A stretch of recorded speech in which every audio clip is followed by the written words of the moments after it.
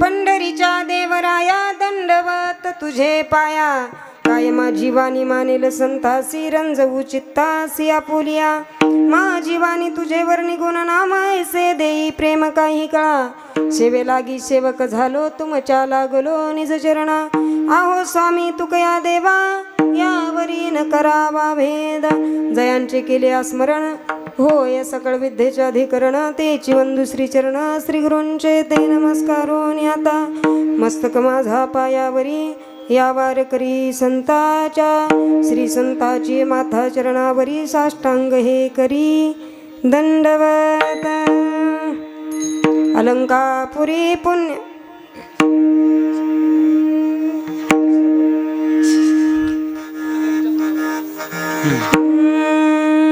अलंकापुरी पुण्यभूमी पवित्र तेथे नांदतो ज्ञान राजा सुपात्र तया ठविता महापुण्य रासी नमस्कार माझा श्री सद्गुरु ज्ञानेश ओम नमो ज्ञानेश्वरा ओम नमो ज्ञानेश ओम नमो ज्ञानेश्वरा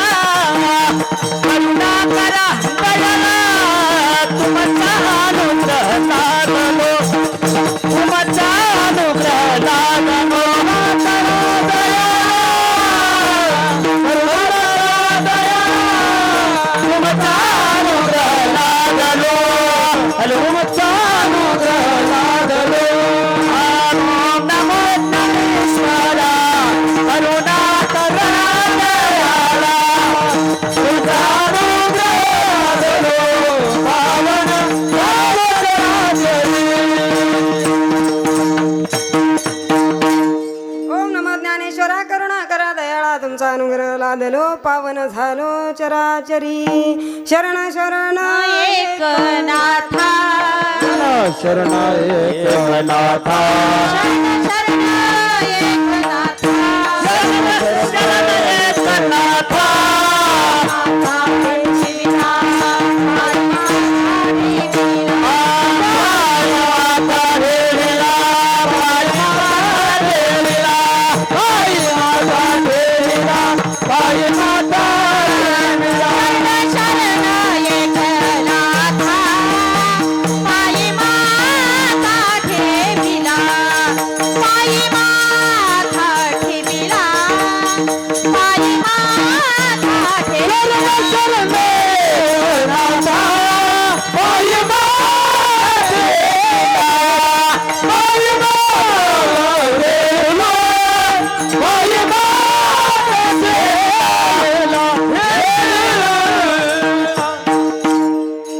शरण एकनाथा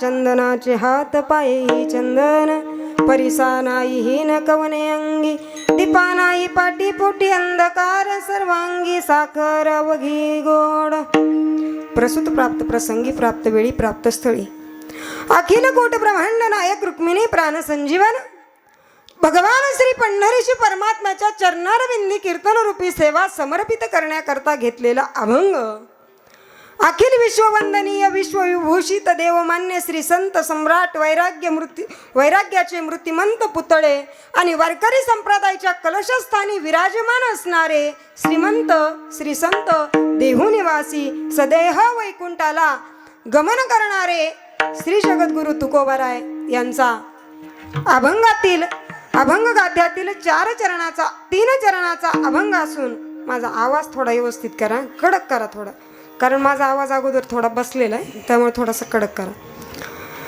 अभंग गाथ्यातील 3 चरणाचा अभंग असून या अभंगाद्वारे श्री तुकोबारायांनी या भूतलावरती या मृत्यू लोकामध्ये जन्माला आलेल्या संतांचं अथवा सज्जनाचं वर्णन केलेलं आहे। विठ्ठल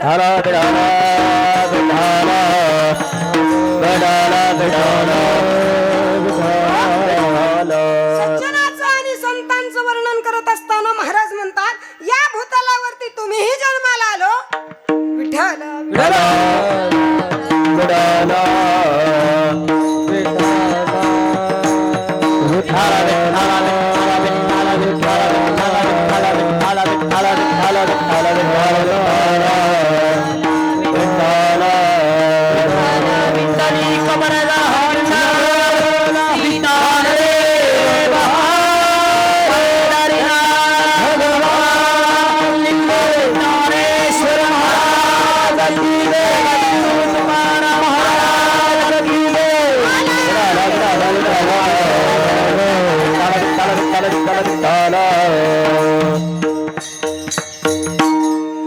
या भूतलावरती मनुष्यही जन्माला येतो, या भूतलावरती संतही जन्माला येतात, या भूतलावरती देवही जन्माला येतो, या भूतलावरती सज्जनही जन्माला येतात आणि या भूतलावरती दुर्जनही जन्माला येतात. पण सज्जनही जन्माला येत असताना, दुर्जनही जन्माला येत असताना, माणूसही जन्माला येत असताना, देवही जन्माला येत असताना या अभंगामध्ये तुकोबाराय सज्जनाचंच वर्णन का करतात? कारण या भूतलावरती संत हे विशेष आहेत, सज्जन हे विशेष आहेत, ते वर्णनीय आहेत. म्हणून तुकोबाराय या ठिकाणी त्यांचं वर्णन करतात. महाराज वर्णन करत असताना म्हणतात, या भूतलावरती संत वर्णनीय का आहेत, सज्जन हा वर्णनीय का आहे? तर या भूतलावरती आलेला माणूस प्रत्येकच वर्णनीय आहे, पण संत हे विशेष तत्वाने वर्णनीय आहेत. त्याच्या पाठीमागे एक कारण आहे, संत हे स्वतः झिजतात आणि दुसऱ्याला सुशोभित करतात. काय?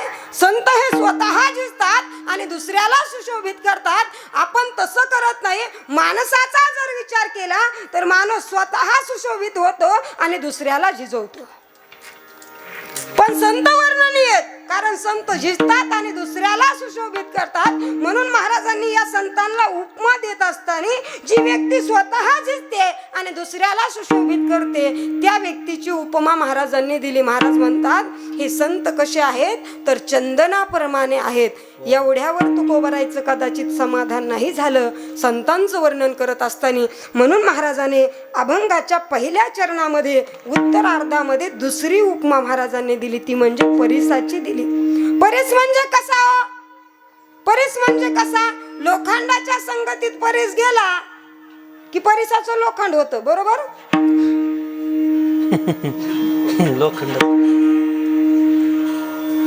लोखंड परिसाच्या संगतीमध्ये आलं की त्या परिसाचं असणार, लोखंडाचं असणार सोनं होतं.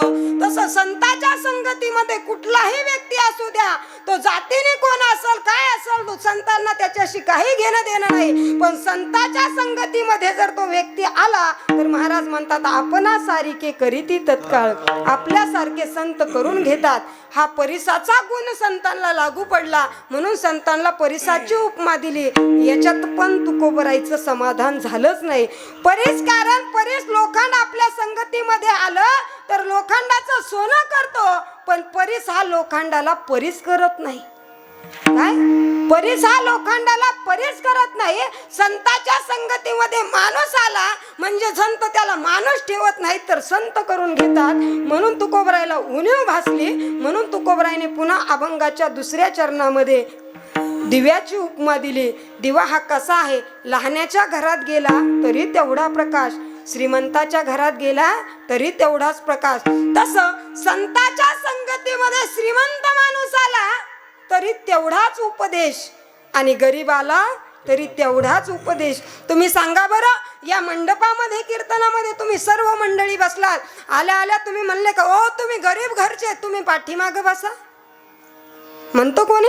नाही, कारण हे घर संतांचं आहे, हा दरबार संतांचा आहे. तसं संताच्या संगतीमध्ये गेलं की सर्वांना समानतेचा अधिकार संत देतात. तसं दिवा प्रत्येकाच्या घरात प्रकाश सारखा देतो, पण दिव्यामध्ये सुद्धा एक उणीव आहे. दिवा जगाला प्रकाशित करतो पण स्वतः खाली अंधकार ठेवतो.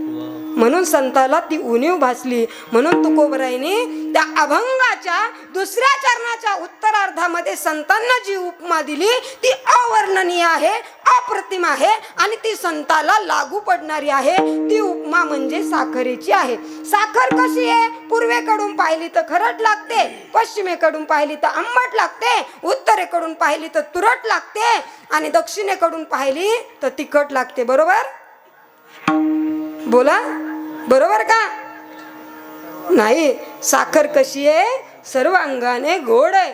तशी संत आहेत ना, हे प्रपंचिक दृष्टिकोनाने पाहिले तरी गोड आहेत आणि परमार्थिक दृष्टिकोनाने जरी पाहिले तर संत गोड आहेत. म्हणून महाराज म्हणतात, या संतांमध्ये तुम्ही अवगुण नावाचा दोष किंचित जरी पाहायचा ठरवला ना तर यांच्यामध्ये नाही. तू का म्हणे तैसा सज्जनापासून पाहता अवगुण मिळेची ना, असा अभंगाचा शब्दशः भावार्थ आहे. झालं आपलं कीर्तन. विठ्ठल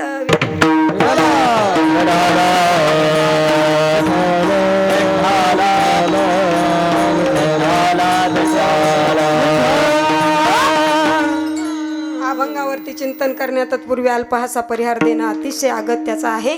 तो द्यायचा झाला तर तो म्हणजे असा, आज आपल्या या पुण्यभूमीमध्ये, पुण्यनगरीमध्ये भगवान पंढरीशी परमात्म्याच्या पवित्र दरबारामध्ये आणि संत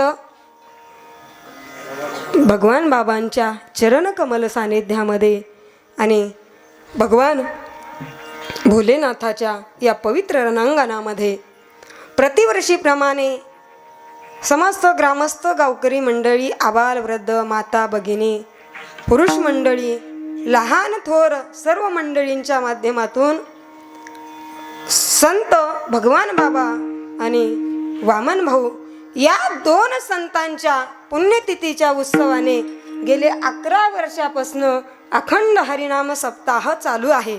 आणि त्या अखंड हरिनाम सप्ताहामधली अखंड म्हणजे ज्याच्यामध्ये खंड नसतो त्याला अखंड म्हणतात. खंड पडूनच देत नाही. गेले 11 वर्षापासून ज्याच्यामध्ये खंड नाही, खंड अखंड हा शब्द मला पत्रिकेवरचं कोणतंही वाक्य आवडत नाही बरं का. आवडत नाही असं नाही, पण आवडतं. पण अखंड ह्या शब्द इतकं आवडत नाही. तुम्ही म्हणताल त्या शब्दामध्ये काय? वारकरी संप्रदाय ना हा खूप व्यापक विचाराचा आहे. व्यापक वारकरी संप्रदायाचे आहेत ना विचार कधीच संकोचित नाहीत. त्या पत्रिकेवर लिहित असताना असं सुद्धा लिहिता आलं असतं, संत वामन भाऊ भगवान बाबा यांच्या पुण्यतिथीच्या निमित्ताने गावामध्ये हरिनाम सप्ताह लिहिता येतं ना. येतं ना. माझी भाषा कळते तुम्हाला. आमच्याकडे माणूस मेल्यावर जाळीत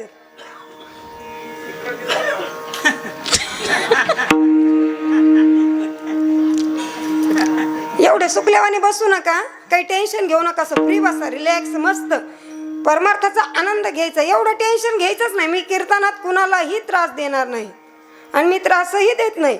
कदाचित मी तुमच्याकडे पहिल्या वेळेस आले म्हणून मी उभा राहून कीर्तन करायला लागले.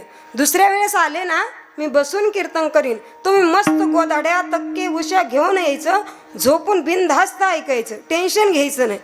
परमार्थाचा आनंद कोणत्या का होईना स्वरूपामध्ये घेत राहायचं. कारण आनंद हा कुठंच मिळत नाही. आनंद घेण्यासाठी आणि जीवाच्या समाधानासाठी जगाच्या पाठीवरती एकच व्यासपीठ शिल्लक राहिलेलं आहे. काय? जगाच्या पाठीवरती एकच व्यासपीठ शिल्लक राहिलेलं आहे. ते व्यासपीठ म्हणजे वारकरी संप्रदायाचं व्यासपीठ. अन्य क्षेत्रामध्ये तुम्ही अनेक जाल, मनोरंजन होईल, समाधान नाही मिळणार. आनंद मिळेल, समाधान नाही मिळणार. पण आनंद घेण्यासाठी आणि जीवनाचं खरं स्वरूप दाखवण्यासाठी फक्त एवढं जगातलं व्यासपीठ आपल्याकडे शिल्लक आहे. चला माझा मुद्दा तो नाही. आपला विषय काय चालला होता? अखंड. अखंड. वा वा, हुशारच राहू. 11 वर्षाचा परिणाम चांगला झालाय हा. मस्त. काय करायचं, असं कीर्तनकार कुठं बी भरकटलं ना त्याला आणून वझरमध्ये सोडायचं आणि इथं सोडायचं. कारण तुम्ही वझरमध्ये सोडलं ना कीर्तनकार बरोबर वझरमध्ये राहतो. तुम्ही वझरमध्ये नाही सोडलं ना ते लोणार सरोवर पाहूनच येणार. विठ्ठल.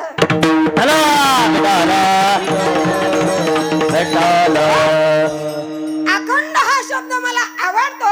वारकरी संप्रदायाचे विचार हे फार व्यापक आहेत. त्या सप्ताहाच्या पत्रिकामध्ये एवढंही लिहिता आलं असतं की या पुण्यतिथीच्या निमित्ताने गावामध्ये हरिनाम सप्ताह. पण अखंड सप्ताह का लिहायचा? तर अखंड म्हणजे ज्याच्यामध्ये खंड नाही त्याला अखंड. या वर्षी सारखा सप्ताह पुढच्या वर्षीही त्याच्यामध्ये खंड पडू नये हा शब्द गावकऱ्याकडून बांधून घेण्याकरता त्यासाठी अखंड. त्यासाठी अखंड याला व्यापक विचार म्हणतात. ही वारकरी संप्रदायाची व्यापकतेची दृष्टिकोन आहे. म्हणून या अखंड हरिनाम सप्ताह इथूनच शेपूट फुटलं. म्हणून या अखंड हरिनाम सप्ताहाच्या निमित्ताने समस्त ग्रामस्थ गावकरी मंडळी, संत भगवान बाबा वामन भाऊ यांच्या या सर्वांच्या दर्शनाचा योग या ठिकाणी गावकऱ्यांच्या माध्यमातून मला या ठिकाणी मिळाला. आणि तुमच्या सर्वांच्या दर्शनाचा योग ज्यांच्यामुळं आला ते माझे ज्येष्ठ गुरुबंधू. आमच्या परिसरामध्ये बीड जिल्ह्यामध्ये आलं की पक्वाजाच्या वाऱ्यामध्ये भरत अण्णा पठाडे. आमच्या बीड जिल्ह्यामध्ये आलं तर पक्वाजाच्या वाऱ्यामध्ये भरत अण्णा पठाडे. पण तुमच्या बुलढाणा जिल्ह्यामध्ये आलं की पक्वाजाच्या वाऱ्यामध्ये भरत महाराज. खूप मोठं आणि खूप मोठी प्रेमळ व्यक्ती बरं का. माझे त्यांच्या अनेक गेल्या 2-3 वर्षापासून संपर्क आहे. महाराजांचं नाव खूप मोठं आहे महाराष्ट्रामध्ये. ते मृदंग वाजवताना मला त्यांना आलेला घाम पाहिला. मला असं वाटतं महाराज घाम पुसूच नका, घाम पुसूच नका. कारण लोकांचं आता चर्चा चालू आहे, महाराज लोकांचे भाव लय वाढले.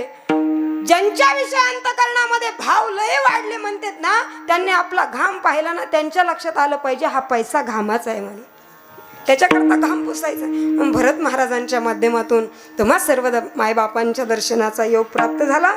या सेवेकरता उपस्थित असलेली सर्वच ही टाळकरी मंडळी आणि भरत महाराजांची विद्यार्थी, बरोबर ना, हा भरत महाराजांची ही विद्यार्थी मंडळी या सेवेकरता उपस्थित आहे. माझ्यासोबत आलेल्या माझ्या ज्येष्ठ भगिनी आदरणीय रत्नाताई गेवराईकर त्यांची उपस्थिती या ठिकाणी आहे. आणि ज्यांची आपण गोड चाला ऐकली आदरणीय सोपान काका. वा वा, मला नाव ऐकलं की समाधान वाटलं. काही माणसाच्या नावात ताकद असते आणि काही माणसाच्या आवाजात ताकद असते. आणि काही माणसाच्या आवाजात नसली तरी नावात असली पाहिजे, आणि नावात नसली तर आवाजात असली पाहिजे. पण या दोन्ही गोष्टीचा समन्वय ज्यांच्याकडे लागला ते आदरणीय काका, त्यांची उपस्थिती आहे, त्यांनाही धन्यवाद.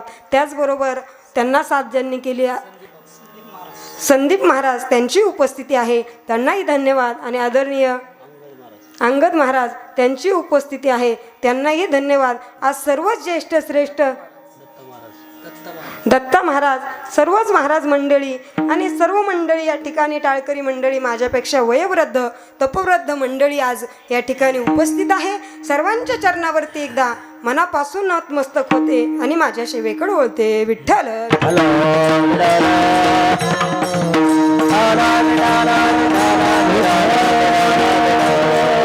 कार्यक्रमाची शोभा आणि कार्यक्रमाची रूपरेषा सुद्धा सुंदर आहे बरं का गावकरी मंडळी. मला आल्यावरती आनंद वाटला एवढ्या मोठ्या उत्साहामध्ये.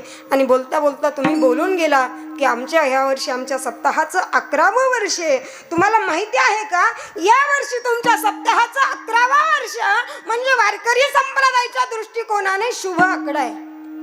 काय तुमच्या सप्ताहाचं 11वं वर्ष वारकरी संप्रदायाच्या दृष्टिकोनाने शुभ आकडा आहे. हा 11वं वर्ष तुमचं 2024 मध्येच का लागू झालं याच्या पाठीमागं एक गोष्ट आहे, याच्या पाठीमागं एक अध्यात्म आहे. तुमच्या सप्ताहाचं 11वं वर्ष, तुमच्या सप्ताहाचा शुभ आकडा आणि अयोध्येमध्ये शुभारंभ म्हणून 11वं वर्ष. बिडाला बिडाला बिडाला बिडाला बिडाला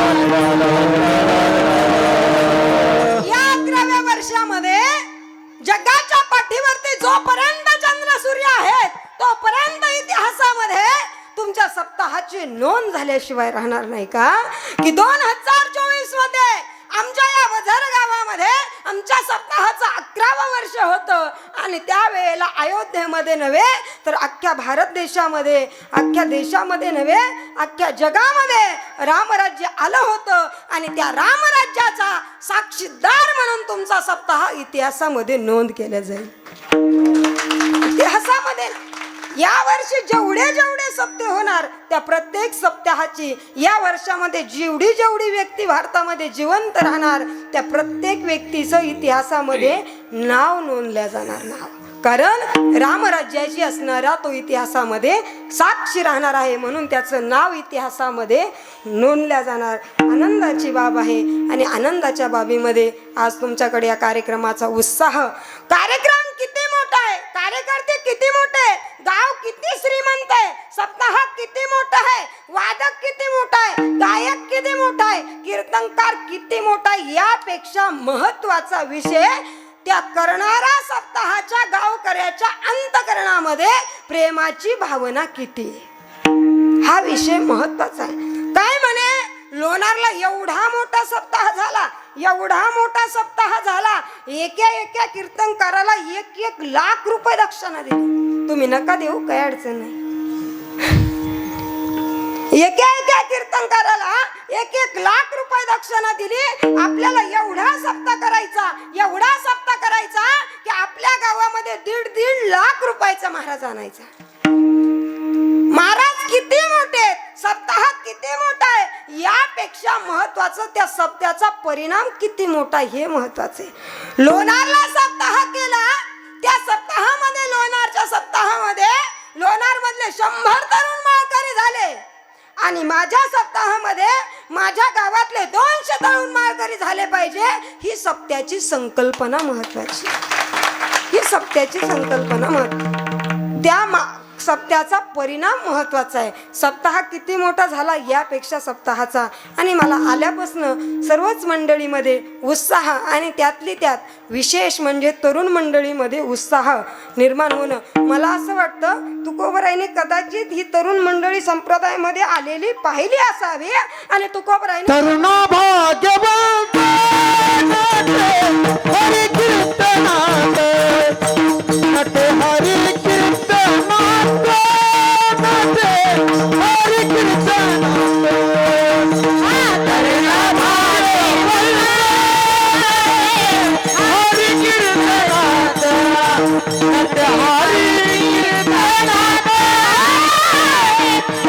हरी कीर्तनात तरुण भाग्यवंत नटे, हरी कीर्तनात नटे, हरी कीर्तनात नटे, हरी कीर्तन भाग्यवंत नटे, हरी कीर्तनात हरी कीर्तनात हरी कीर्तनात तरुणा भाग्यवंत नटे हरी कीर्तनात. तुमच्यासारख्या तरुण मंडळीला पाहिलं आणि तुकोबराईला आनंद झाला आणि त्या आनंदाच्या भरामध्ये तुकोबराईने हे प्रमाण लिहिलेलं असावं, मला असं वाटतंय. म्हणून गळ्यामध्ये पवित्र तुळशीची माळ असणारा तरणा पाहिला आणि तुकोबराईचे उद्गार बाहेर पडलेले असावे. कारण माणसाचं जीवन आहे ना, तुकोबराईचं म्हणणं आहे, माणसाचं जीवन आहे ना, हे 3 रंगानं रंगणं महत्वाचं आहे. माणसाचं तारुण्य अवस्था ही भजनाने रंगली पाहिजे, माणसाची वृद्ध अवस्था ही नाम जपानं रंगली पाहिजे आणि माणसाची बाल्य अवस्था ही संस्कारानं रंगली पाहिजे. विठ्ठल हला बिडाला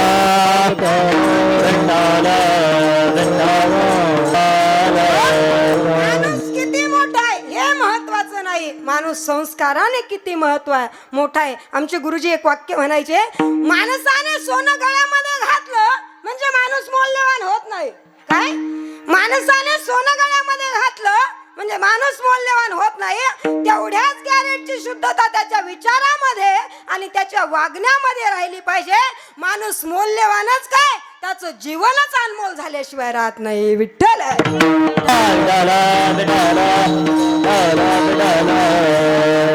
म्हणून या सज्जनाचं वर्णन आज तुकोबराईने केलंय. त्या अर्थी सज्जनाचं जीवन हे अनमोल असलं पाहिजे. सज्जनाचं जीवन, या भूतलावरती जन्माला तुम्ही आलात, या भूतलावरती जन्माला मी आले, पण इतराचं कोणाचंही न वर्णन करता या भूतलावरती येणाऱ्या वामन भाऊचं, भगवान बाबाचं, आदी करून जेवढी ज्ञानोबाराय तुकोबराय सारखी मंडळी जन्माला आली, त्या संत मंडळी सारखं वर्णन या ठिकाणी तुकोबरायने केलंय. वास्तविक पाहता मला असं वाटतं, जेवढ्या प्रमाणामध्ये ज्ञानोबारायच्या नंतर समाधी सोहळा साजरा होतो, तुकोबरायच्या नंतर बीजेचा उत्सव साजरा होतो, तुकोबराय ज्ञानोबाराय आपण पाहू शकलो नाही, एवढे भाग्यवान आपण नाहीत.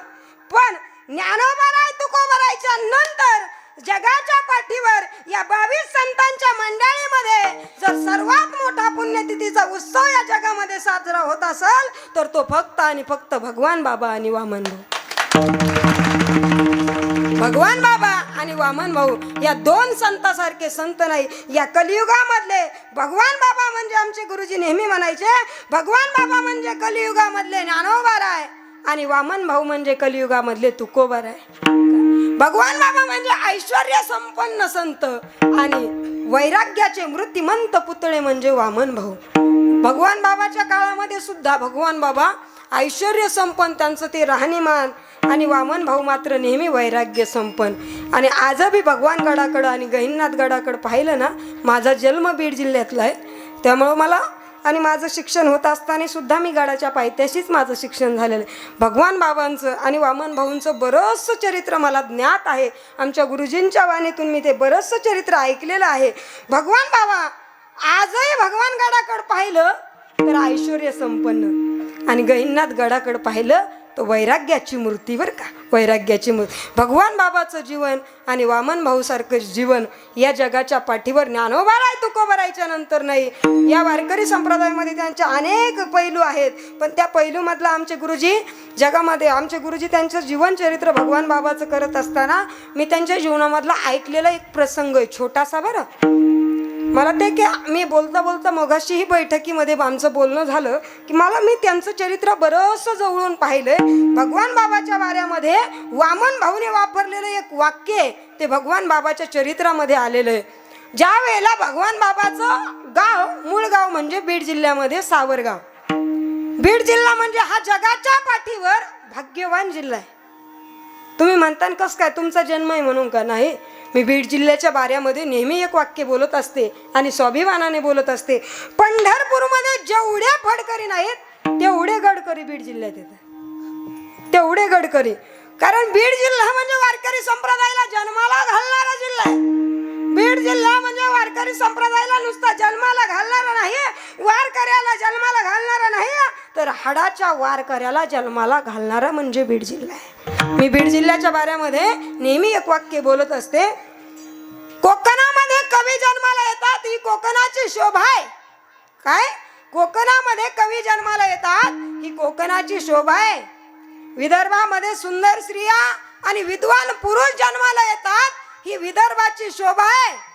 मराठवाड्यामध्ये हाडाचा राजकारणी जन्माला येतो ही मराठवाड्याची शोभा आहे. पण आमच्या बीड जिल्ह्यामध्ये हाडाचा वारकरी जन्माला येतो ही बीड जिल्ह्याची शोभा आहे. वामन भाऊसारखे संत आणि भगवान बाबासारखे संत आमच्या बीड जिल्ह्यामध्ये जन्माला येतात. आणि त्यांच्या जीवनामधला एक थोडासा प्रसंग मी सांगून जाईल तुम्हाला. भगवान बाबा केलेले आणि सावरगावला भगवान बाबांच्या आईनं देह ठेवलाय. आईनं देह ठेवलाय. संबंध बीड जिल्हा एकत्रित जमलेला आहे आणि भगवान बाबा मात्र कीर्तनासाठी विदर्भामध्ये. आता विदर्भामध्ये भगवान बाबा आणि आईनं देह ठेवलाय बीड जिल्ह्यामध्ये. आणि पहिला प्रवास म्हणजे कशाचा होता? हेलिकॉप्टरचा आहे ना. पहिला प्रवास म्हणजे बैलगाड्या, तांगा, रथ, असं बोला ना, बोलत चला, काही अडचण नाही, बिनधास्त बोला. घरी काही भांडणं गिणणं झाले नाही ना येतानी? नाही ना, तसं काही टेन्शन घ्यायचं नाही, मस्त रिलॅक्स राहायचं आणि रिलॅक्स बोलत चला. काही चुकलं तर मला सांगा, मी खाली बसते, तुम्ही येऊन सांगा, काही अडचण नाही. एवढं काय, कोणी बी कीर्तन करा, फक्त पाकिट मला द्या. तुम्ही म्हणता यांचं अवघडच आहे पाकिट म्हणलं की. काही काही लोक एवढे भारी येतं. एका गावात मी असं सहज विनोदाने म्हणलं कोणी कीर्तन करा फक्त पाकिट मला द्या. ते गावकरी एवढे हुशार होते, कीर्तन तर त्यांनी माझ्याकडूनच करून घेतलं, पण नुसतं रिकामं पाकिट मला दिलं. एवढे काही काही गावामध्ये लई लोक हुशार भेटतात. कधी कधी रस्त्याने प्रवास करताना सुद्धा लई लोक हुशार भेटतात. आता आम्ही रस्त्याने प्रवास करत असताना मी एकदा लातूर साईडला कीर्तनाला गेले. लातूर साईडला कीर्तनाला गेल्यावर मी एका माणसाला विचारलं, म्हणलं बाबा आम्हाला अमक्या अमक्या गावाला जायचं, हो कसं जावा, हा रस्ता कुठे जातो? ते म्हणले महाराज मी जसा जन्माला आलो लहानचा मोठा झालो, हा रस्ता कुठंच गेला नाही, फक्त ह्या रस्त्यानं येणारी माणसंच पुढे गेली. नाही कळलं ना तुम्हाला? याला 4G ची रेंज लागते. विठ्ठल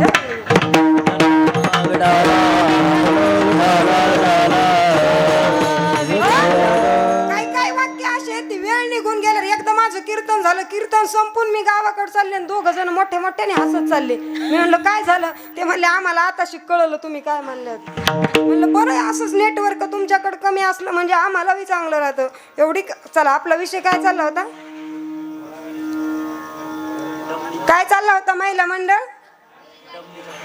बाया म्हणते कुठून आणली का नाही बाई ही बटकुरी, सारखं विचारती काय चाललं काय चाललं ना. भगवान बाबाचा प्रवास हा तांग्याचा आहे आणि भगवान बाबा कीर्तना करता मात्र विदर्भामध्ये आहेत, विदर्भामध्ये. आणि भगवान बाबाच्या आईनं देह ठेवला मात्र सावरगाव मध्ये आणि संबंध बीड जिल्हा असणारा एका वारकरी संप्रदायाच्या पायिकाच्या आईनं देह ठेवलाय. एका वारकरी संप्रदायाच्या पायिकाला जन्म घालणाऱ्या माऊलीनं देह ठेवलाय. म्हणून संबंध बीड जिल्हा अंत्यविधीसाठी सावरगाव मध्ये एकत्रित आलाय. संबंध बीड जिल्हा एकत्रित आलाय. पण तेवढ्या वेळामध्ये एका वारकरी संप्रदायाच्या पायिकानं देह ठेवलाय म्हणून दुसरा वारकरी संप्रदायाचा पायिक अंतविधीला आला. त्या पायिकाचं नाव होतं वामन भाऊ. वामन भाऊ त्या माऊलीच्या अंतविधीला आले आणि वामन भाऊ अंतविधीला आल्याच्या नंतर संबंध बीड जिल्ह्याच्या नजरा वामन भाऊच्या रथाकडे की भाऊ आता गाडीतून खाली उतरतील आणि माईच्या पायाचं दर्शन घेतील, नाहीतर चेहरा पाहतील. आपल्याकडे मौतीला गेल्यावरती माणसं काय करतात हो? काय करतात? एक तर पायाचं दर्शन घेतात, नाहीतर चेहरा पाहतात, शेवटचं तोंड पाहतात. बरोबर आहे का महिला मंडळ? तुमच्याकडे माणसं मरतात ना? नाहीत मरत? तर अमृताचा कलश सांडला काय तुमच्या गावाला? मरतात. म्हणून संबंध बीड जिल्हा पाहतोय आणि संबंध बीड जिल्ह्याच्या नजरा मात्र वामन भाऊच्या रथाकडे आहेत. माईला सरणावर टाकलेलं आहे, माईच्या पोटावर लाकडं टाकलेले आहेत, पण वामन भाऊ अंत्यविधीला येतात म्हणून माईचा चेहरा मात्र भाऊंसाठी उघडा ठेवलेला आहे. भाऊ रथातून खाली उतरले आणि भाऊ रथातून खाली उतरले. माईचा चेहरा सुद्धा पाहिला नाही, माईच्या पायाचं सुद्धा दर्शन घेतलं नाही. भाऊ जसे रथातून खाली आले तसे त्या सरणाला एक प्रदक्षिणा मारली आणि त्या माईच्या जवळ गेले, सरणाच्या जवळ गेले. आणि त्या सरणाच्या जवळ गेल्याच्या नंतर डोळ्यातून अश्रू व्हायला लागले आणि त्या माईच्या पोटावरचे 4 लाकडं वामन भाऊनी बाजूला काढले. 4 लाकडं काढून बाजूला ठेवले आणि पोटावरच्या या कुशीवरच्या 4 मिऱ्या बाजूला काढल्या आणि डोक्यातली टोपी काढली आणि वामन भाऊने आपलं मस्तक त्या माईच्या कुशीवरती ठेवलं आणि वाक्य वापरलं, हे माय धन्य त्या बापाचं कुळ आहे आणि धन्य या माईची कुस आहे. या वारकरी संप्रदायाला असा पाईक दिला, जन्म देणारी माय संपली पण वारकरी संप्रदायाचा पाईक मागं फिरला नाही फिरला.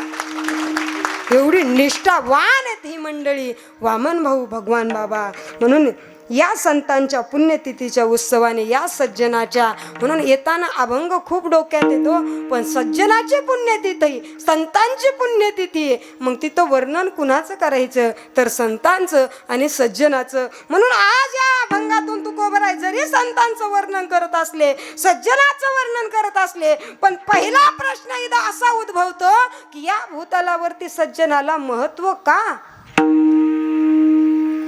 कारण या भूतलामध्ये, या जगामध्ये दुर्जन आहेत म्हणून सज्जनाला महत्व आहे. या जगामध्ये, या जंगलामध्ये चंदनाच्या झाडाला महत्व का? तर या जंगलामध्ये लिंबाचं झाड आहे म्हणून चंदनाला महत्व. या जगामध्ये लोण्याला महत्व का? तर या जगामध्ये ताक आहे म्हणून लोण्याला महत्व आहे. या जगामध्ये हिऱ्याला महत्व का? तर या विश्वामध्ये गार आहे म्हणून हिऱ्याला महत्व आहे. हिऱ्याला जर हिऱ्याचं महत्व वाढून घ्यायचं असेल तर त्याला गरज गारीची. चंदनाला जर चंदनाचं महत्व वाढून घ्यायचं असेल तर त्याला गरज लिंबाची आहे. लोण्याला जर लोण्याचं महत्व वाढून घ्यायचं असेल तर त्याला गरज ताकाची आहे. आणि सज्जनाला जर सज्जनाचं महत्व वाढून घ्यायचं असेल तर त्याला गरज दुर्जनाची आहे. विठ्ठल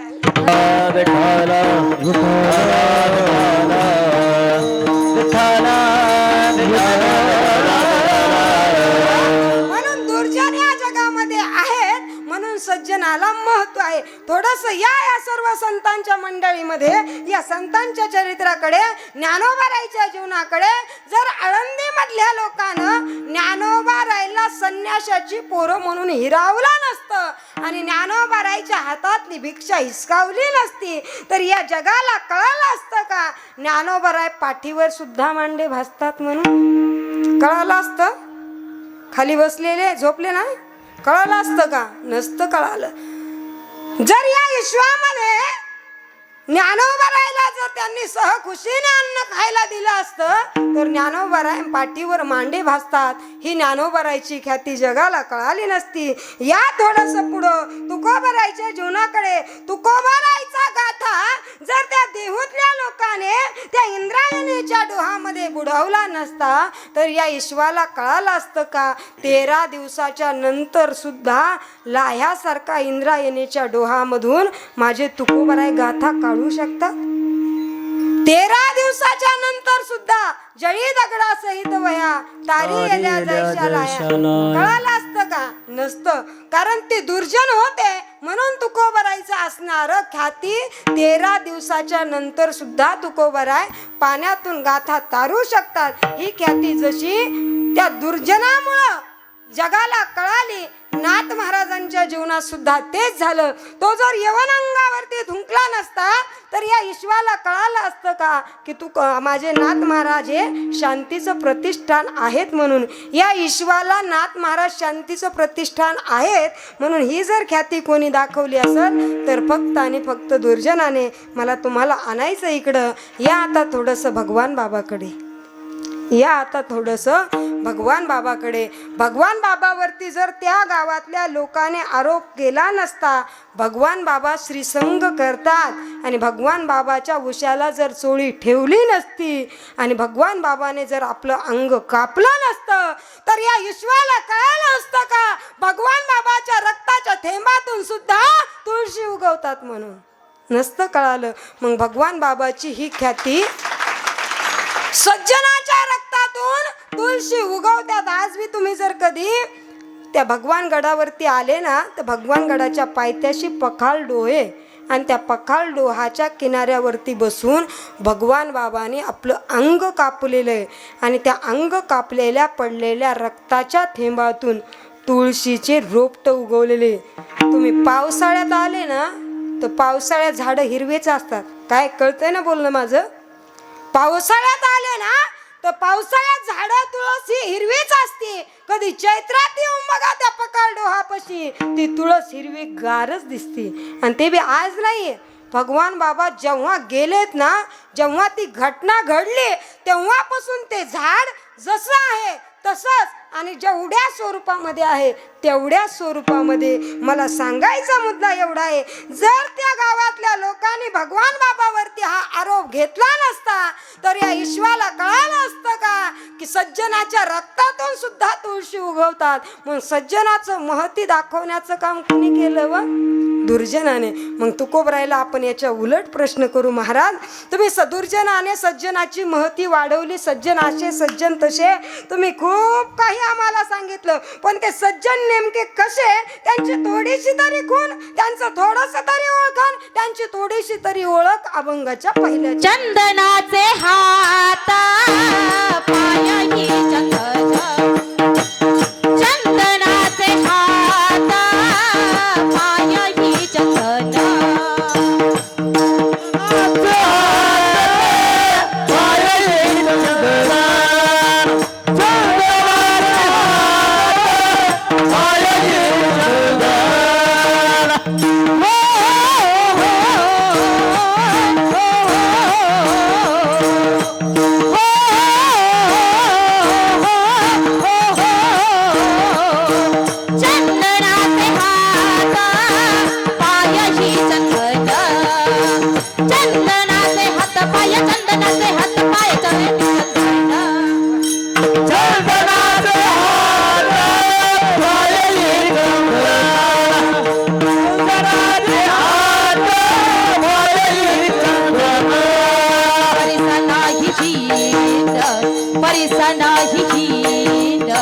कोणी अंग दीपा नाही पाणी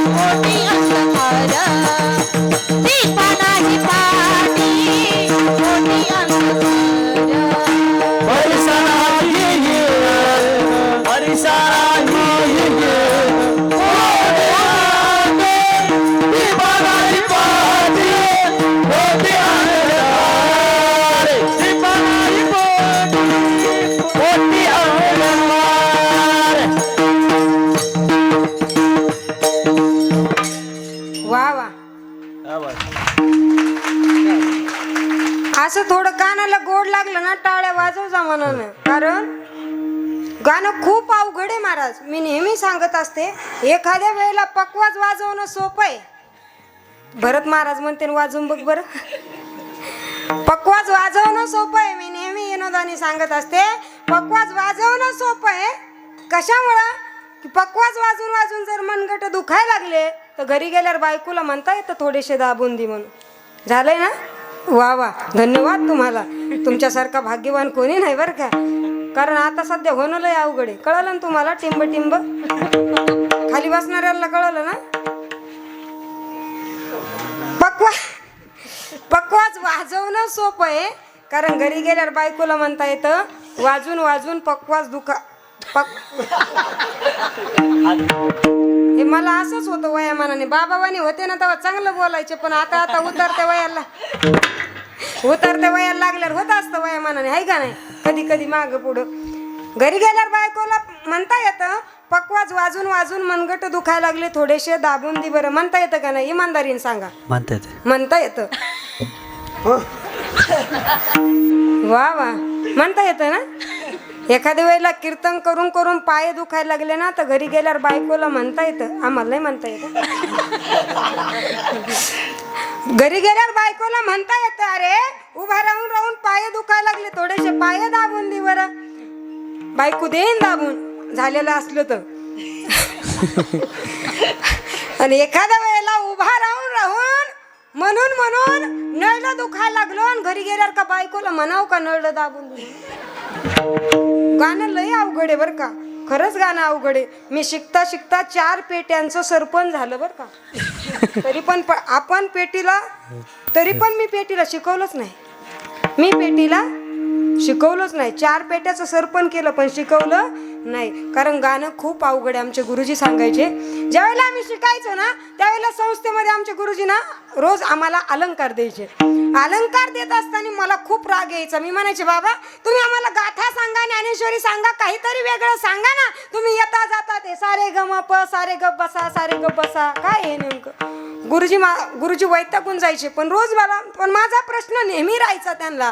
एक दिवशी 5-6 महिन्याचा काळ गेला. गुरुजी म्हणले, मी सारे गम प का शिकवतो ना बाळा, याच्या पाठीमागे एक कारण आहे. ह्या सर्वांसाठीच ते वाक्य आहे बरं का. कळलं तुम्हाला तर टाळी वाजवा. कळाल्यावर बरं का, आत्ता नाही. मी गुरुजींना म्हणलं, का शिकवता बाबा, नेमकं याच्या पाठीमागं काय कारण आहे? गुरुजी म्हणले, बाळा याच्या पाठीमागं एक कारण आहे. मी म्हणलं, गुरुजी काय कारण आहे? गुरुजी म्हणले, बाळा याच्या पाठीमागं एक कारण आहे. मी म्हणलं, सांगा ना गुरुजी. गुरुजी म्हणले, सांगूच का? मी म्हणलं, सांगा ना गुरुजी. गुरुजी म्हणले, सांगूच का? म्हणलं, सांगूच का?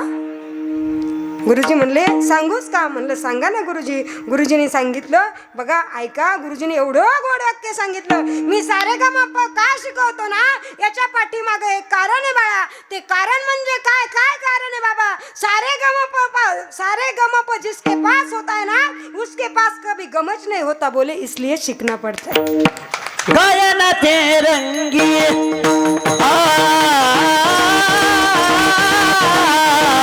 गायन ते रंगी नाचे रंगी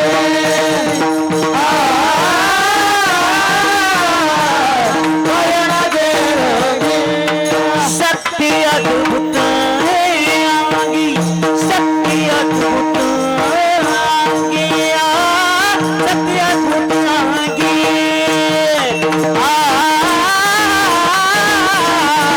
ये तो देने तुमचे देवा ये तो देने तुमचे देवा शक्ति अद्भुत शक्ति अद्भुत है आंगी शक्ति अद्भुत है आंगी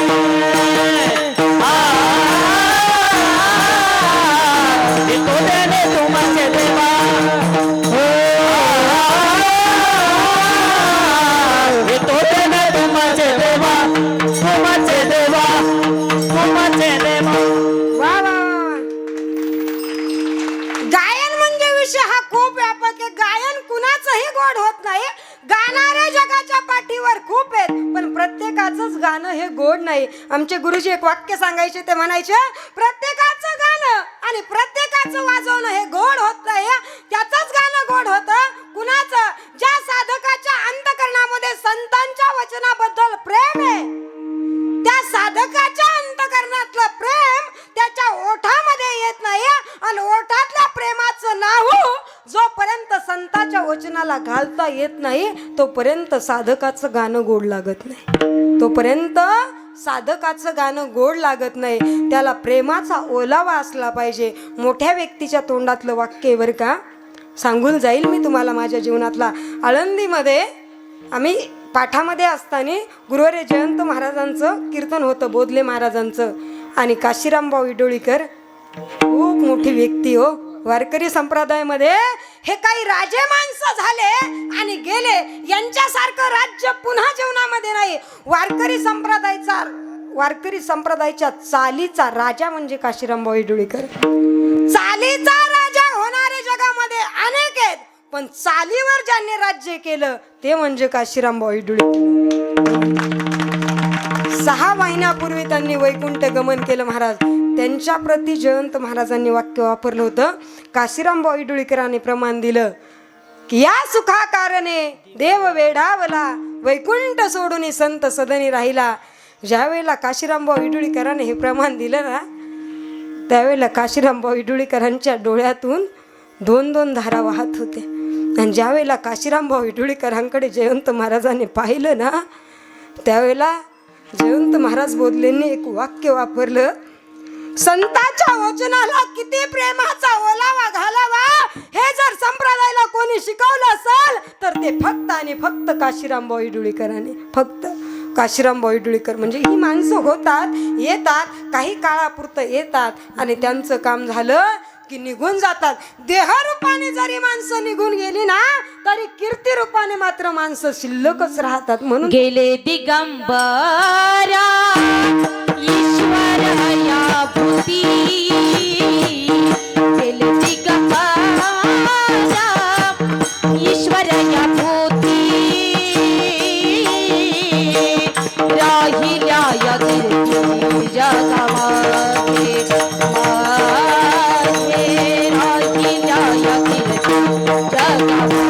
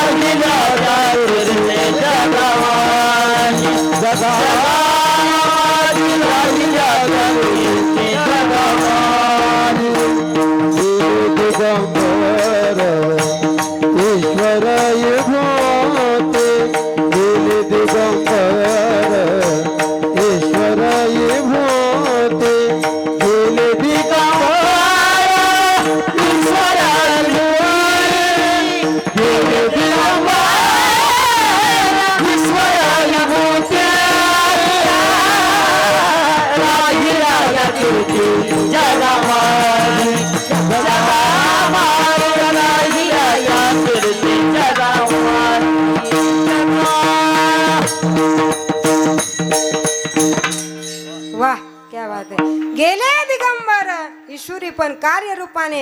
आमचे गुरुजी म्हणायचे माणूस जन्माला आला आणि माणूस किती दिवस जगला हे महत्वाचं नाही. तुका म्हणे एका मरण्याची सरे उत्तमाची उडे कीर्ती मागे. तुका म्हणे एका मरण्याची सरे उत्तमाची उडे. तुका म्हणे एका मरण्याची सरे उत्तमाची उडे कीर्ती मागे. तुका म्हणे एका मरण्याची सरे उत्तमाची उडे कीर्ती मागे. तुका म्हणे एका मरण्याची सरे उत्तमाची उडे कीर्ती मागे. येती मालिक तुकाची जाणती नाही आली आले येती मालिक तुकाची जाणती नाही आली आले. अवसान अवसान माणूस जगला किती दिवस यापेक्षा महत्वाचे माणूस जगला कसा. भगवान बाबा किती दिवस जगले, वामन भाऊ किती दिवस जगले, छत्रपती शिवाजी महाराज किती दिवस जगले, संभाजी महाराज किती दिवस जगले, यापेक्षा महत्वाचं आहे ते जगले कसे. आणि आपणही जन्माला, एक जण म्हणला महाराज आपल्या वडिलाला 106 वर्ष झालं, आपल्या वडिलांनी कलियुगाच्या माथ्यावर पाय दिला.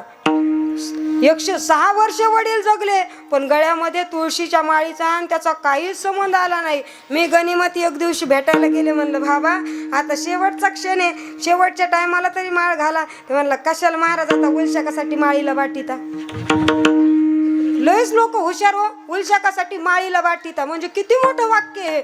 माळ कुणाच्या स्पर्शानं कुठं वाटत असती का. म्हातार एवढं भारी वाक्य बोललं बोललं बोललं बोललं आणि त्याच्यावर 10-12 दिवसांनी म्हातारं मेलं.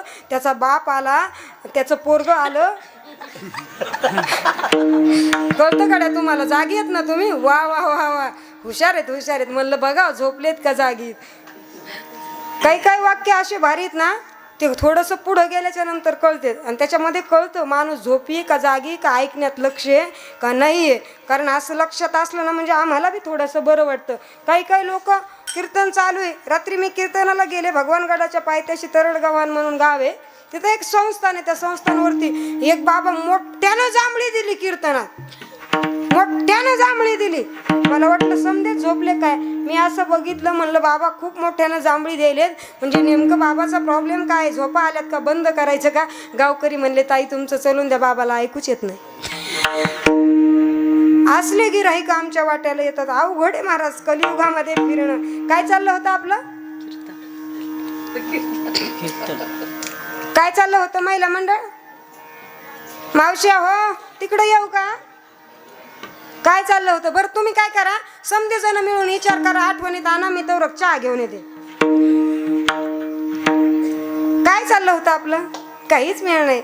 आणि तुम्हाला मेळ लागत नाही म्हणून आमचं बरं आहे. ज्या दिवशी तुम्हाला मेळ लागला ना कीर्तनकाराचं काय चाललं होतं, त्या दिवशी ज्ञानोबा तुकोबरायची शपथ खाऊन या व्यासपीठावरून सांगाल. ज्या दिवशी समाजाला कळल कीर्तनकाराचं काय चाललं होतं, त्यावेळेला महाराष्ट्रातल्या प्रत्येक कीर्तनकाराच्या गाडीमध्ये ज्ञानेश्वरी गाथा राहील. ज्या दिवशी समाजाला कळन त्या दिवशी. जोपर्यंत तुम्हालाच कळत नाही ना तोपर्यंत जगातला कुठलाच कीर्तनकार गात्याला ज्ञानेश्वरीला हात लावित नाही. माझा अधिकार नाहीये, माफी मागून बोलून मी तुम्हाला. जुने लोक गावामध्ये कीर्तनकार आला ना, जुन्या परंपरा चांगल्या राहायच्या बरं का. मोठ्या मोठ्या फेट्यावाले माणसं राहायचे जुने लोक. कीर्तनकार आला की जुन्या लोकांचं ते बोलण्याची स्टाईल असायची बरं का. जुने लोक बोलायला लय भारी. जुन्या लोकांकडून सोयरिकी कशा जमून घ्यायच्या आणि जमिनी कशा विकत घ्यायच्या हा शिकायला भारी मिळतं बरं का. आंधळी पोरगी असून द्या पण ते चांगले लोक त्याच्या घरातच देणार. ते जुने लोक आताच्याला चांगले देता येणार, हा भाग वेगळा आहे. चांगले करता बी येणार, हा भाग वेगळा आहे. लग्नाचा प्रश्न आता सध्या एवढा गंभीर आहे, एवढा गंभीर आहे. लग्नाच्या प्रश्नासारखा मला असं वाटतं जगामध्ये कोणताच प्रश्न नसेल. तुमच्याकडं आहे का, तुमच्याकडं कसं काय, कोणाकोणाचे पोरं लग्नाचे राहिले वरी हात करा बरं. आपल्याला जमिता येत आहे म्हणून म्हणलं. महिला मंडळ तुमचे समजायचे झाले, अख्ख्या गावाचे लग्न झाले. कोणाकोणाचे राहिले खरंच वरी हात बघ करा. शपथ, तुमची शपथ मला बघता येतंय चुकून. तुमची शपथ मला चुकून बघता येतं लग्नाचं. ज्याचं राहिलं त्याची शपथ वरी हात करा.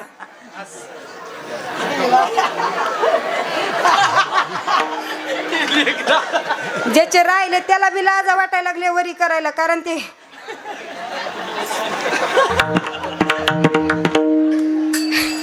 राहिलं ना, वा वा. कीर्तन झाल्यावर गाडीकडे आपल्या 10,000 रुपये घेऊन आपण सुकून बघता येतं. बघा कसला आनंद झाला त्यांना, नुसतं बघता येतं म्हणलं केवढ्या टाळ्या वाजल्या. आमच्या गावात काय झालं, लग्नाचा प्रश्न अवघडचे. आमच्या गावात 30-30 आणि 35-35 वर्षाचे पोरं बिगर लग्नाचे. आमच्या गावात एक दिवशी संन्याशी आला. संन्याशी कळतो ना तुम्हाला, संन्याशी मावशी हो, संन्याशी कळतो का. भिक्षुक मागायला आलेला भगव्या कपड्यावाला. ते भिक्षुक मागायला, भिक्षा मागायला आला. आणि ते भिक्षुक एवढे हुशार असतात ना, ते 10च्या आतमध्ये कधीच गावात येत नाही. ते 10च्या नंतर त्यांना माहिती आहे 10च्या नंतर माणसं कुठं निघून जातात ना. मग गट तर कोण गिराईक, गट तर कोण महिला मंडळ. यांना घुमायला काही टाइम लागत नाही. यांना नवऱ्याने किती बी खरं सांगून द्या त्या म्हणतात खरंच खाबर मै शपथ म्हणतात का नाही बायका? खरं म्हणा बरं. ते बाबा हो म्हणले बरं का, त्यांची बायको म्हणती वाटतं. किती नवऱ्याने खरं सांगून द्या, अगं मी लोणारला गेलतो, ती म्हणणार खबर माय डोक्यावर हात, खबर माय शपथ. नवऱ्यानं किती बी खरं सांगून द्या. आणि ते 10च्या नंतर आलेला भिक्षुक गावात येऊन द्या, त्यांनी एंडो सल्फानची बाटली देऊन द्या. आणि ती एंडो सल्फानची बाटली दिल्यावर त्या भिक्षुकाने म्हणा ही तो नवऱ्याला पाज, याच्या ही पाजली की तो नवरा तो समजा ऐकीन बायको पाजीन का नाही? पाजीन बायको. एवढा बायांचा विश्वास. ते आमच्या गावात आला ते भिक्षुकी बघणारा. आमच्या गावातलं एक 32 वर्षाचं पोरग त्याच्याकडे गेलं. भिक्षुकाने दिवसभर भिक्षा मागितली, संध्याकाळी आपलं गंगाच्या कडीला बघितलं बसलं. तुमचं झालंय ना? वा वा, चांगलंय बरं. खरं झालंय का खोटं? खरंच झालंय ना तुमचं? समजायचं झालं दिसतंय. वा वा वा. नाही आपले होणार आहेत, आपल्या क्षेत्रातल्याचे होणार आहेत. कारण जगाच्या पाठीवर लोकांना विश्वास फक्त आता या क्षेत्रावर येऊन टेकलाय म्हणून याच्यातले होणार आहेत. ऐका ना काय चाललं होतं आपलं गंगाच्या कडीला. हे असले सटाके तुमच्या लय ध्यानात राहतात. हे निस्ते फवारे पाहिजे तुम्हाला असले. ते गंगाच्या कडीला बसलं ते भिक्षुकी दिवसभर भिक्षा मागितली. लग्नाला जमून पोरी बघून कटाळलेलं वैतागलेलं गेलं. ते बाबा आपलं लग्नच व्हायना राव म्हणे, काहीतरी सुकून तरी बघा. ते भिक्षुक म्हणलं हो बघता येतं म्हणे, आपण एकदा सुकून बघितलं तो लग्नच होईल म्हणे. बरं बाबा काय करावं लागेल म्हणे? ते म्हणे तुला आता इथून जवळ गाव कोणचं पडतं म्हणे सिटी? ते म्हणे गेवराई पडतं. तू काय कर म्हणे गेवराईला जाय. ते म्हणलं बरं बाबा काय करू? म्हणे गेवराईला जाय, एक 2.5 मीटर भगवा कपडा आण. काय म्हणलं ते? 2.5 मीटर भगवा कपडा, एक रुद्राक्षाची माळ, एक भस्माची उटी आणि एक कमंडलू आणि एक चटई, एवढं सामान घेऊन ये. याला वाटलं काहीतरी पूजाच करायची. हे गेलं ना गबाळ बापाच्या पेट्रोलवर जाणार. यांच्या पेट्रोलवर हे जेवढे मोक्कार गाड्या फिरत आहेत ना,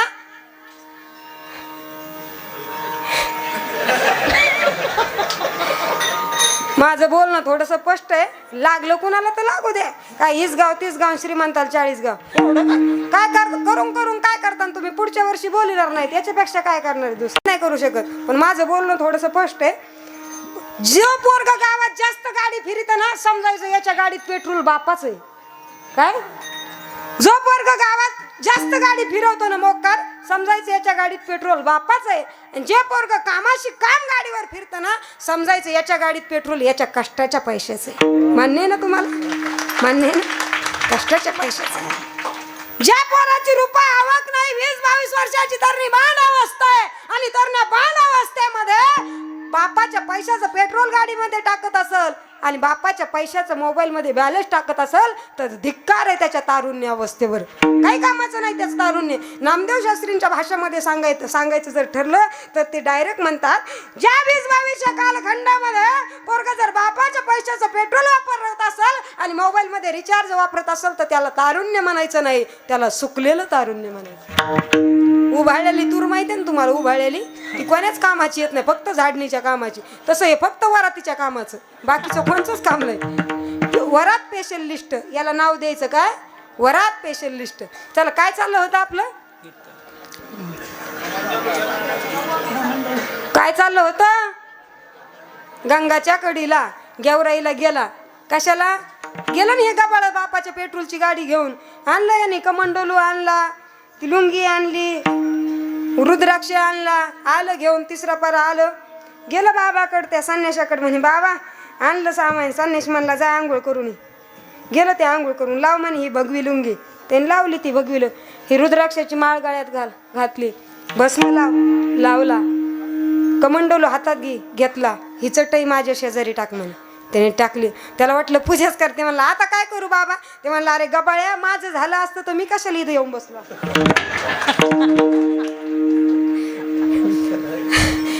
लग्नाचा प्रश्न जगामध्ये आता आम्ही कार्यक्रम करतो ना, कुठं गेलं की लोक म्हणणार महाराज बघा ना एखादा आपला मुलगा लग्नाला आला का आम्ही काय सोयरी की फिरावं का काय नेमकं कळच ना मला वाटतं कीर्तन बंद करावं लग्न जमाजमीचा धंदा चांगला जमला लय अवघड हे आता नाही का ना लग्न एखाद्या लग्न समारंभामध्ये एखादे पाहुणे रावळे एकत्रित जमले तर मुलीचा बाप सध्या लय वजनात आहे त्याच्यासारखं वजन मला वाटतं कोणाचंच नाही मोदीचं कमी पडन त्याच्या पुढं एवढं वजन त्याचं लय वजनात आहे मुलीचा बाप एखाद्या लग्नामध्ये एखाद्याचा मुलगा लग्नाला आलेला असावा आणि एखाद्याची मुलगी लग्नाला आलेली असावं त्या मुलीच्या बापाला जर मुलाच्या बापाने रामराम घातला रामराम ही भाई ते रामराम घालीतच नाही ते म्हणतं यंदा करायचंच नाही रामराम घाल ना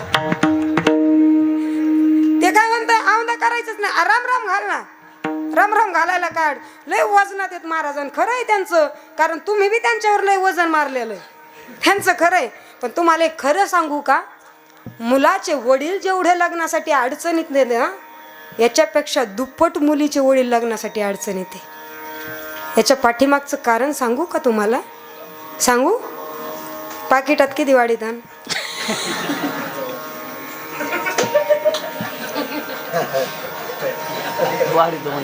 वाढीदा का खरंच मुलाच्या वडिलापेक्षा मुलीचे वडील आज लग्नासाठी जास्त अडचणीत आहेत याच्या पाठीमागचं कारण म्हणजे एक कारण आहे 10वी-12वीचा निकाल पाहिला का तुम्ही निकाल कोणाचे मुलं आहेत का 10वीला ज्यांचे मुलं 10वीला आहेत ते वरती हात करा बरं तुम्हाला मुलगा नाही मुलगी नाही अख्खं गाव काय आता नको बाबा कशाला पुढचं बोलायला लावता लहान तोंडी मोठा घास कोणाचा मुलगा अख्खा गावात मुलगा 10वीला नाही त्याची क्वालिटीच नाही बापानी वर हात करून सांगावं माझं पोरग 10वीला आहे आणि 10वीच्या वर्गामध्ये माझ्या पोराला 90% अशा बापानी वर हात करून सांगा त्याला आपण त्याच्या पायाचं दर्शन घेऊन आहे का एखाद्याचं पोरग 10वीला नाही रे एखाद्याची मुलगी आहे का 10वीला वा वा वा वा वा किती टक्केत मावशी तुमच्या मुलीला 10वी झाली का परीक्षा व्हायची कोणाला मुलगी नाही तुमच्या गावात कोणाला मुलगा नाही अरे काय माणसं आहेत का काय तुम्ही काय ग्रस्ती आश्रमात राहून ब्रह्मचारी राहिलात का काय मिळच लागा ना मला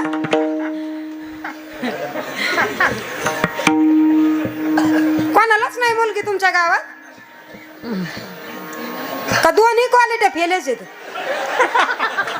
नेमका प्रॉब्लेम काय काही मिळत लागा ना मला तुमचा मुलगी नाही मुलगा नाही हाय का हाय मुलगी किती टक्के आहेत तुमच्या मुलीला 10वी झाली नाही का बरं बरं प्रथम सत्र झाली का प्रथम सत्र परीक्षा झाली ना त्याच्यामधली टक्केवारी कळाली का ते म्हणत असते बोलून फसलो हो तसं काही टेन्शन घेऊ नका मी तुमच्याच बाजूनी जाऊ द्या तुमच्या गावातल्या मुली सांगायची तुम्हाला लाज वाटायला लागली मुलगा सांगायला बी लाज वाटायला लागली शोकांतिका आहे ज्या कुळामध्ये मुलगा जन्माला आला त्याला जीवनामध्ये बी त्याच्या जन्माला येताना त्याच्यासोबत कसा जन्म करायचा कसा जन्माचा उत्सव साजरा करायचा हे त्याच्या हातात नाही कोणत्या कुळामध्ये त्याला जन्माला यायचं हे त्याच्या हातात नाहीये पण त्या कुळाला स्वाभिमानाने सांगावं हे पोरग आमचं आहे आमच्या जातीचं आहे आमच्या कुळातलं आहे आणि माझं आहे हे त्याचे कर्म आहेत हे त्याचं कर्तृत्व आहे पण नाही तुमच्याकडे ती क्वालिटी जाऊ दे आता याच्या पलीकडे कायच बोलावं मुलाच्या वडिलापेक्षा मुलीचे वडील लग्नासाठी अडचणीत आहेत 10वी-12वीचा निकाल आपण जर पाहिला तर प्रत्येक मुलींची टक्केवारी ही 80च्या पुढून आहे आणि प्रत्येक मुलाची पठ्याची टक्केवारी 60च्या आतून आहे दादा सांगा ना त्या 80वाल्या ज्या मुलीला 80% पडली त्या मुलीच्या वडिलांनी 80%चा मुलगा शोधायचा कुठं तो माणूस आज जास्त अडचणीत आहे का तर त्याच्या पोरीच्या क्वालिटीचं पोरगच त्याला मिळत नाही तो माणूस जास्त अडचणीत आहे तुमच्यापेक्षा तुमचा जरी मुलाचा प्रश्न असला ना तर तुमच्यापेक्षा मुलीचे वडील आज लग्नासाठी जास्त अडचणीत आहेत तर बांड अवस्था 20-22 वर्षाचा कालखंड या गावावरून त्या गावावर जर बाप पोराला पोरगी बघायसाठी हिंडत असेल तर त्याच्या तारुण्यावरती धिक्कार आहे तर बांड अवस्था आहे 20-22 वर्षाचा कालखंड आहे आणि तरुण बांड पोरग आहे एका मागालच्या एका पाहुण्याने आपल्या घरी यावं आणि म्हणावं पाहुणे तुमचा मुलगा आम्हाला आवडतोय, आमचे हे 5 लाख रुपये घ्या, पण तुमच्या मुलाला आमची मुलगी करा, तर त्या तारुण्यावरती स्वाभिमान आहे. काय? तर त्या तारुण्यावरती स्वाभिमान आहे आणि तर त्या तारुण्याला अर्थ आहे. हे पेट्रोल जर बापाच्या पैशानं टाकीत असेल, रिचार्ज जर बापाच्या पैशानं टाकीत असेल, तंबाखू खाऊ खाऊ याचे ढवळे दात पिवळे झाले असतील, कोण पोरगी देणार? अहो 20-20 आणि 22-22 वर्षाच्या पोरांच्या अवस्था एवढ्या फेलेत. आम्ही प्रवास करतो, आम्हाला प्रवासामध्ये जगामध्ये फिरत असताना काही गोष्टी पाहायला मिळतात. 20-20, 22-22 वर्षाचे पोरं आहेत, 70 वर्षाच्या म्हाताऱ्याने जर कानाखाली टाकली ना एक जमून, तर पोरग 3 कोलन तेवढे खाईन. 3 एवढुले मनगट आहे त्या पोरांचे, एवढुले. आणि आपण जर त्या पोरांना म्हणलं ना, अरे बाबा तुझी तब्येत खराब झाली, तू गोवा तंबाखू खाण्यापेक्षा थोडे काजू बदाम खा, तूप खा, दही खा. म्हणतो महाराज आपण काय एवढे श्रीमंत आहे का काजू बदाम खायला? तुम्हाला एक सोप्यातलं सोपं गणित सांगू का? गोवाची पुडी केवढ्याला आहे हो? गोवा खातं का तुमच्या गावात कोणी? कितीला आहे? 5 रुपयाला हाय म्हणते. हाय म्हणतात ना, आपल्याला काही माहित नाही होत तसं. केवढ्याला आहे गोवा? गोवा 5 ला.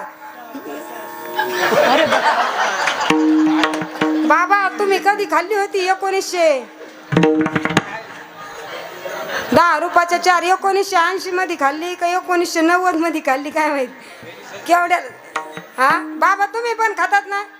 होय बाबा. बाबा बाबा बाबा बाबा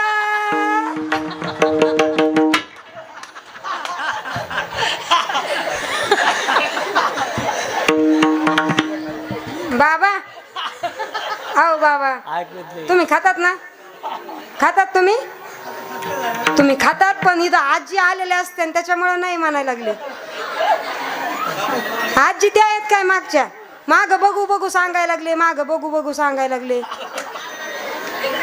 इकडे इकडे बाबा इकडे. कोणचे आहेत? नको बाबा, रॉंग नंबर लागला तर फटके खायचे धंदे.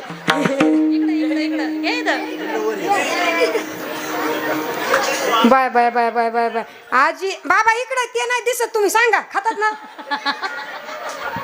खातात ना तुम्ही? माग नाही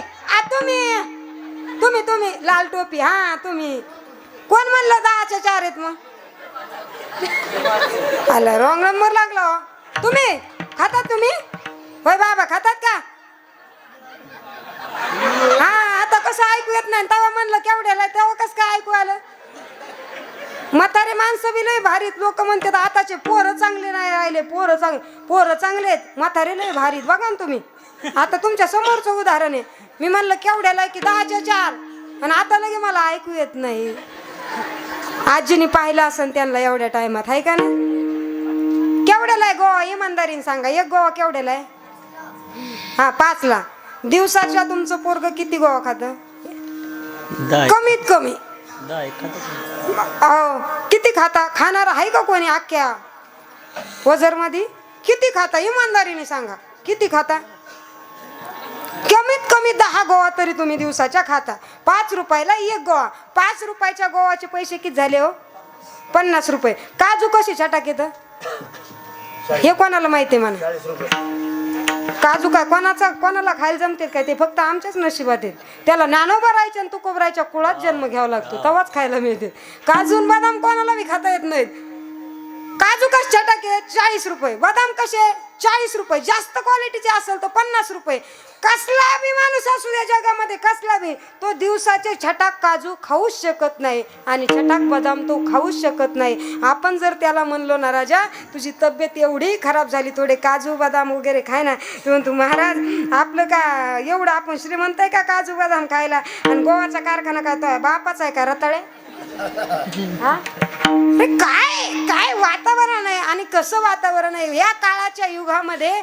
काही खरं राहिलं नाही महाराज. प्रकृतीकडे कुणाचं लक्ष नाही, आचरणाकडे कुणाचं लक्ष नाही, विचाराकडे कुणाचं लक्ष नाही, कुणाचं कशामध्येच लक्ष नाही. प्रत्येक माणूस हा धावतोय. धावणं ठीक आहे, पण थांबायचं कुठं? प्रत्येक माणसानं धावलं पाहिजे जीवनामध्ये. धावणं गरजेचं आहे. आणि जे माणसं धावत नाहीत ना त्याचे तोंड बघितल्याने सुद्धा गोहत्येचं पाप लागतं. तोंड बघितल्याने. उशिरा उठणारी माणसं आहेत ना दलिंदर असतात. उशिरा उठणारी माणसं दलिंदर असतात. एखाद्या वेळेला ते रस्त्याच्या कडीला भंगार गोळा करत नाही का, त्या बाईनं 3 दिवस आंघोळ केलेली नसू द्या तिचं तोंड पाजा, पण उशिरा उठणारीचं तोंड पाजावू नका. तुम्ही म्हणता का तिने 3 दिवस आंघोळ नाही केलेली नसू द्या, पण ती आपल्या पोटाच्या उपजीविकासाठी रस्त्याचं भंगार का होईना गोळा करण्यासाठी प्रयत्नवादी. काय प्रयत्नवादी. पण आपलं प्रयत्नवादी आपल्याकडे अनुकूल झालं म्हणजे झोपणं. ही माणसं दलिंदर आहेत. माणसानं नेहमी प्रयत्नवादी राहिलं पाहिजे. बघा म्हणे दुबळी कोण कोण गेली वासुदेवा विसरू. तू का म्हणे दुबळी कोण कोण गेली वासुदेवा विसरून. वा वा, याच्यासाठी जुनी माणसं लागतात. जुनं ते सोनं असतं बरं का. याच्यासाठी जुनी माणसं. लेकरं कुठं बी भरकटली ना त्यांना आणून इथं बसवणं, याच्यासाठी जुनी माणसं लागतात बरं का. आणि ही माणसं दलिंदर असतात. माणसानं प्रयत्नवादी राहिलं पाहिजे. बघा प्रयत्नवादी. मला एका समाजाच्या लेकरांकडे पाहिलं ना खूप स्वाभिमान वाटतो. मुस्लिम समाजाच्या त्या माणसांकडे पाहिलं ना, अहो केसावर फुगे विकवतात आणि बायका घोषात येत. काय केसावर फुगे विकवतात आणि बायका घोषात येत ते जाऊ द्या, पण आपल्या दारात फेकून दिलेलं भंगार विकवतात पण बायको घोषात आहे. आपल्याला 50 एकर आहे पण बायको रोजानी. माणसानं प्रयत्नवादी राहिलं पाहिजे. बघा त्या मुसलमानाच्या पोरामध्ये धंद्याची क्वालिटी सांगते मी तुम्हाला. एका वस्तूला 2 केलं आणि बायको घोषात ठेवली. बघा ते आपल्या गावात भंगार घ्यायला आले की काय म्हणणार ते, हाय का काही जुना पुराणा. जुना पुराणा शब्द, जुना पुराणा शब्द, पण त्याला 2 करून बायको घोषात. पुन्हा आणि त्याच्या पलीकडे सांग, हाय का काही जुना पुराणा पत्रा लोखंड. पत्रा लोखंड. एका शब्दाला 2 शब्द करून शब्दाच्या आड्यामध्ये लोकांना घेऊन प्रयत्नवादी कसं राहायचं. माणसाने नेहमी प्रयत्नवादी राहिलं पाहिजे. बघा प्रयत्नाला माणसाला कधी बी फळ मिळण्याशिवाय राहत नाही. विठ्ठल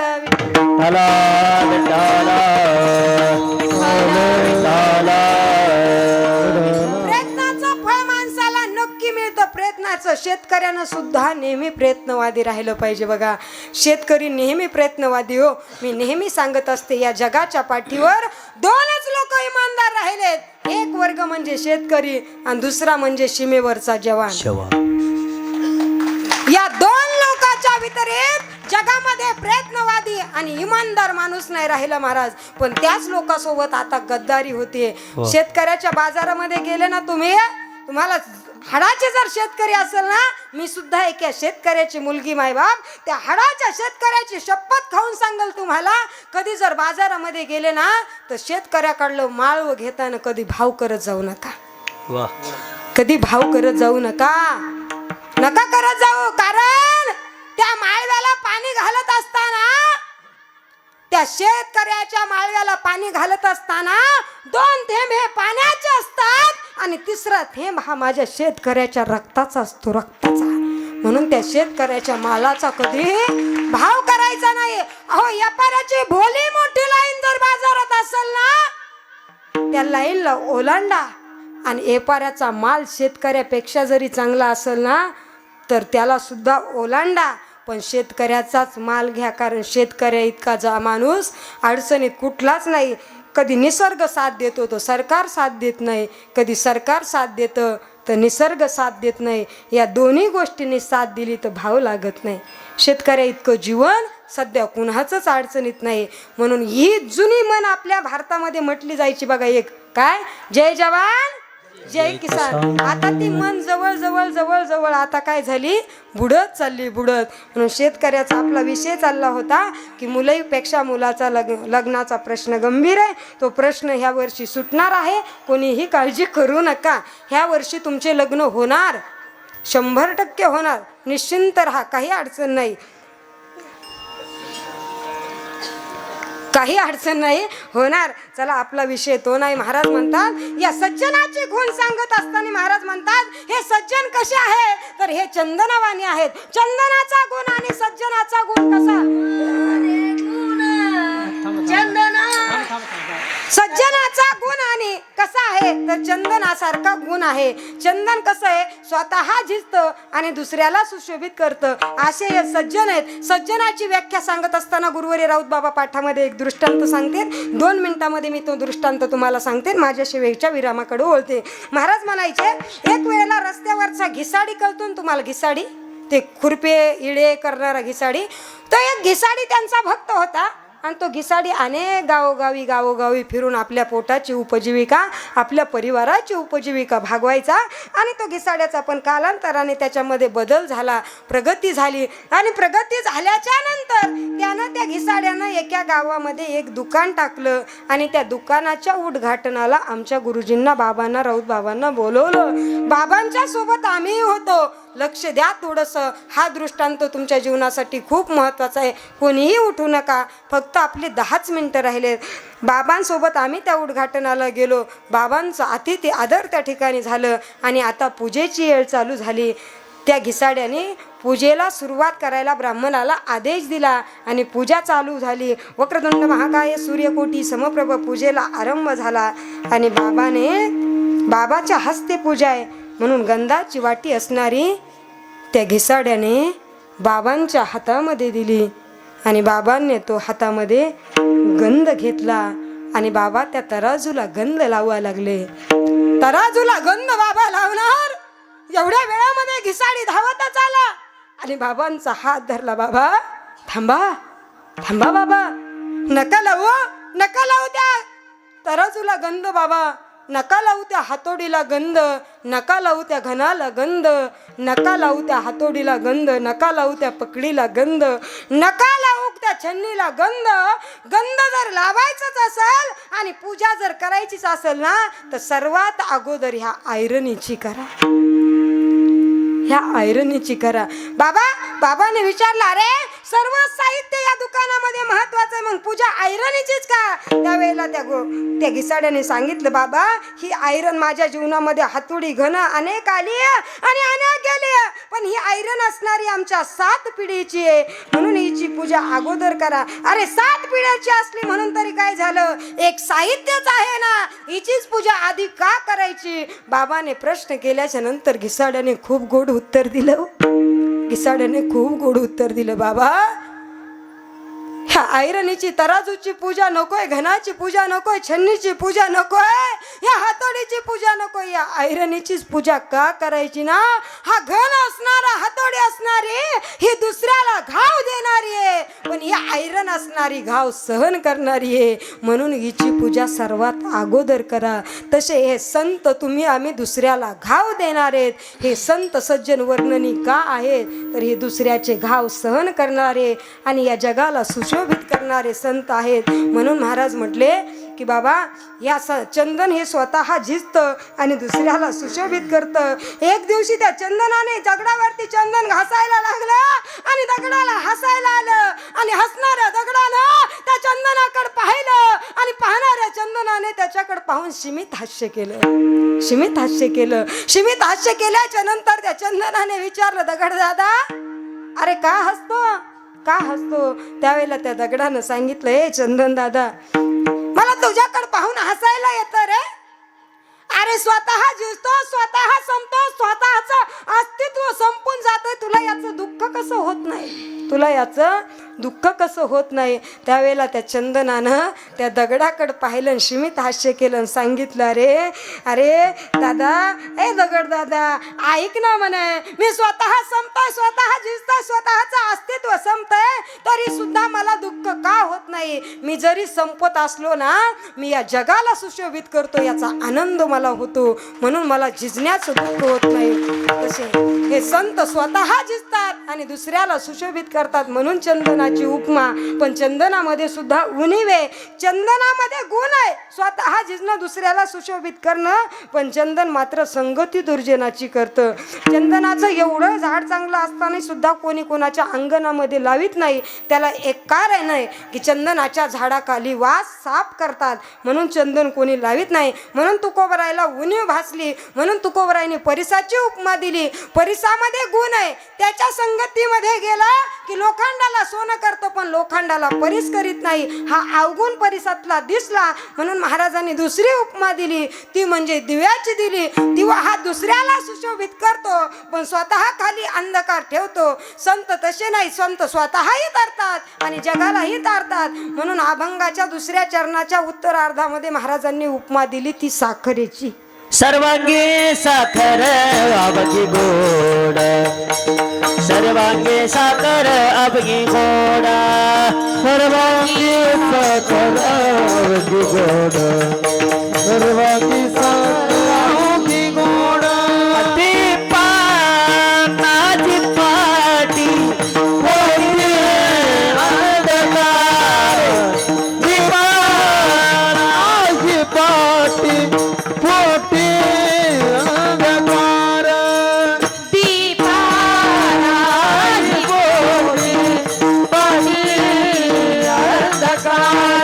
आधी पानाची पाट पोटी अंधकार. हो सर्वांगी साखर अवघी गोड, सर्वांगी साखर अवघी गोड, सर्वांगी साखर अवघी गोड, सर्वांगी साखर अवघी गोड. माझी पाटी पोटी अंधकार, दीपा माझी पोटी अंधकार, दीपा माझी पाटी पोटी अंधकार, दीपा माझी पाटी अंधकार, अंधकार, अंधकार. दीपा सर्वांगी साखर, सर्वांगाने व्यावहारिक दृष्टिकोनाने पाहिलं तरी संत गोड आहेत आणि परमार्थिक दृष्टिकोनानं जरी पाहिलं तरी संत गोड आहेत. गोड म्हणजे त्यांच्यामध्ये कसल्याही प्रकारचा दोष नाही. म्हणून महाराज म्हणतात तुका म्हणे तैसा, तुका म्हणे तैसा सज्जनापासून, तुका म्हणे तैसा सज्जनापासून, तुका म्हणे तैसा सज्जनापासून, तुका म्हणे तैसा सज्जनापासून. आता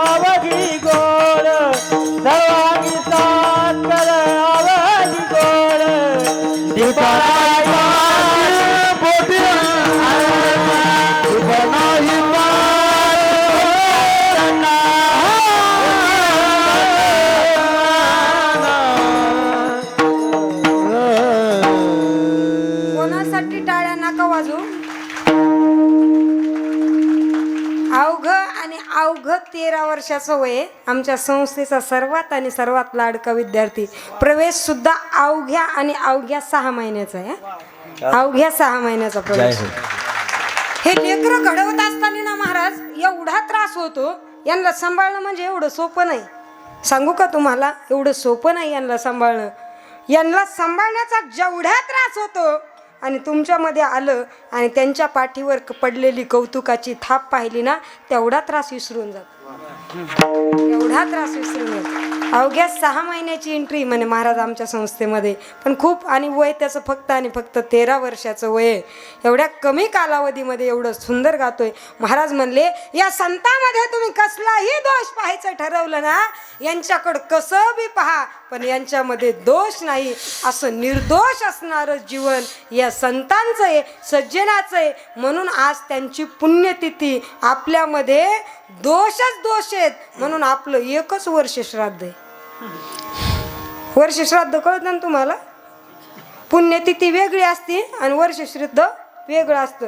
ज्या माणसाच्या जाण्याने ज्या तिथीला पुण्य प्राप्त झालं त्याला म्हणायचं पुण्यतिथी.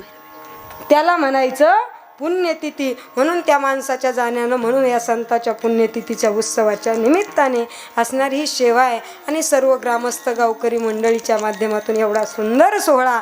या संतांचं जीवन एवढं निष्कलंक कसं झालं आणि या संतांनी जीवनामध्ये एवढी निष्कलंकता कशी प्राप्त केली, तर त्या संतानं त्याच्यासाठी एकच माध्यम वापरलं, ते म्हणजे भगवंताच्या नामाचा जयघोष. सर्वांनी वरती हात करायचे. सर्वांनी सर्वांनी हा. जे नाही करत त्याला शेजारच्याची शपथ. हा, त्याला शेजारच्याची शपथ केलं ना. हो बाबा, त्या बाबाची शपथ तुम्हाला करा.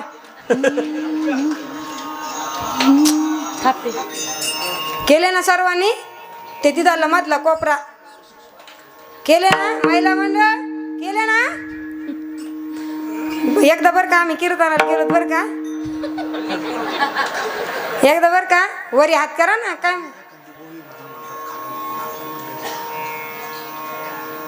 वरती हात करा सर्वांनी. एकदा बर का आम्ही कीर्तनाला गेलो बर का.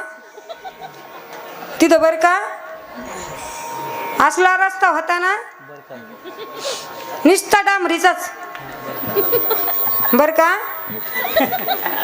वरी हात करा राव. शेजारच्याची शपथ घातली तुम्हाला. गावकऱ्याच्या तरी शपथीचा मान ठेवा.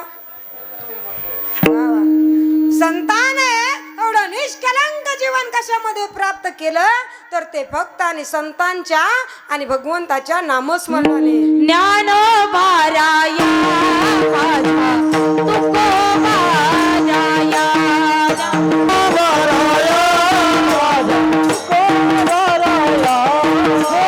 ज्ञानोबाराया माझा तुकोबाराया, नामबाराया माझा तुकोबाराया, ज्ञानोबाराया माझा तुकोबाराया,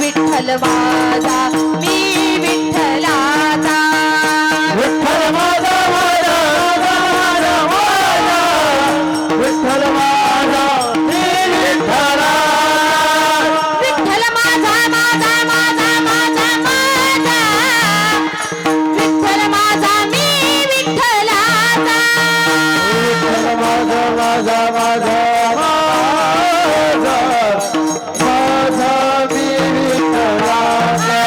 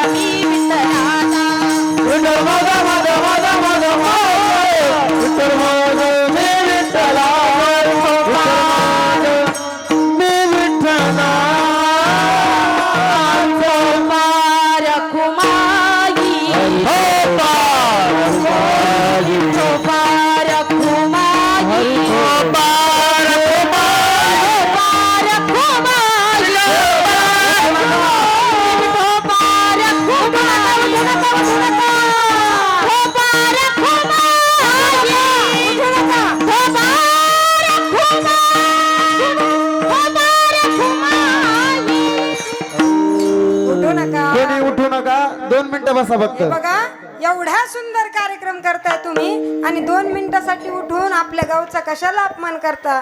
आमच्यासारखे महाराज लोक लय चांगले नसतेत. लय त्या गावातली चर्चा त्या गावात करते बरं का. आता उठू नका. वा वा बसले बसले बसले बसले बसले बसले बसले. ओ काळ सोटर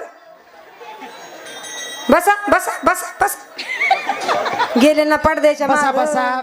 अगं बसले. इतक्या अंतराहून ही सगळी कीर्तनकार मंडळी येते, त्यांचा आभार मानणं आपल्या गावचं कर्तव्य असतं. त्याच्यामुळं आपण 3 दिवस ती प्रथा मोडली. कृपया सगळ्यांनी सूचना होईपर्यंत उठत जाऊ नका. देऊ का? 1 मिनिट. म्हणून या ठिकाणी असा हा सोहळा झालेली सेवा या सेवेकरता उपस्थित असलेले सर्व टाळकरी मंडळी वारकरी मंडळी सर्वांच्या चरणारविंदी संत वामन भाऊ भगवान बाबांच्या चरणारविंदी ही सेवा समर्पित करते. ज्यांच्यामुळं तुमच्या दर्शनाचा योग प्राप्त झाला आदरणीय माझे ज्येष्ठ गुरुबंधू भरतजी महाराज यांच्यामुळे या ठिकाणी तुमच्या दर्शनाचा योग प्राप्त झाला. त्याबद्दल